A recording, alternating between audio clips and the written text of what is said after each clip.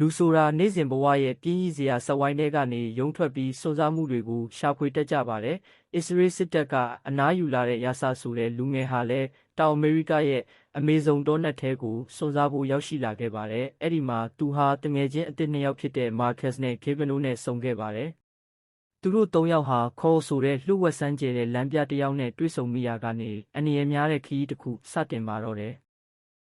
ခေါကတောနက်ထဲမှာပျောက်ဆုံးနေတဲ့လူရိုင်းမျိုးနွယ်စုတွေစီကိုလိုက်ပို့ပေးမယ်လို့ကတိပေးခဲ့တာပါ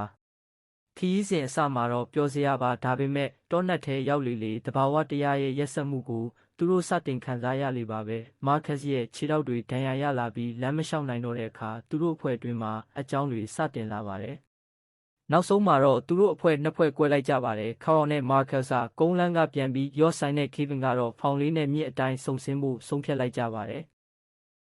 ဒါပေမဲ့ဒါဟာသူတို့ဘဝရဲ့အမှားဆုံးဆုံးဖြတ်ချက်ဖြစ်လာမယ်လို့ဘယ်သူမှမထင်ထားခဲ့ပါဘူး။မြစ်ထဲမှာဖောင်မောက်သွားပြီးရာဇတ်တစ်ယောက်ထဲတောထဲမှာတောင်တင်ကြံရိတ်ခဲ့ပါတယ်။အစားအသောက်မရှိအဖုံမရှိလက်နက်မရှိတဲ့အပြင်အစိတ်ရှိတဲ့တရဝါတွေမိုးတဲထန်မှုတွေနဲ့သူရင်ဆိုင်ရပါတော့တယ်။ရရှာဟာအစာငတ်လွန်းလို့ငှက်ဥတွေကိုအစိမ့်လိုက်စားရတာကြားတင်းနဲ့ထိတ်တိုက်တိုးတာသူ့နှဖူးထဲမှာကြီးထွားနေတဲ့ပိုးကောင်ကိုဓာတ်နဲ့ကိုယ်တိုင်ခွဲထုတ်ရတာတွေကိုစိတ်ပျက်စရာကောင်းလောက်အောင်မြင်တွေ့ရမှာပါ။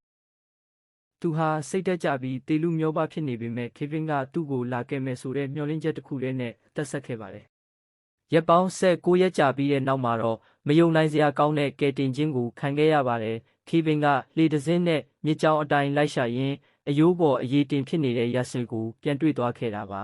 ။ဒါပေမဲ့စိတ်မကောင်းစရာကတော့ကုန်းလန်းကပြန်သွားတဲ့ခေါအောင်နဲ့မာကတ်စ်တို့ကိုတော့ဘယ်တော့မှပြန်မတွေ့ရတော့တာပါပဲ။ဒီကားကတဘာဝတရားရဲ့ကြောက်မက်ဖွယ်ကောင်းပုံနဲ့လူတစ်ယောက်ရဲ့အသက်ရှင်ခြင်းနဲ့စိတ်သက် World Power ဘလောက်စွမ်းထက်လဲဆိုတာကိုပြသသွားတာပဲဖြစ်ပါတယ်။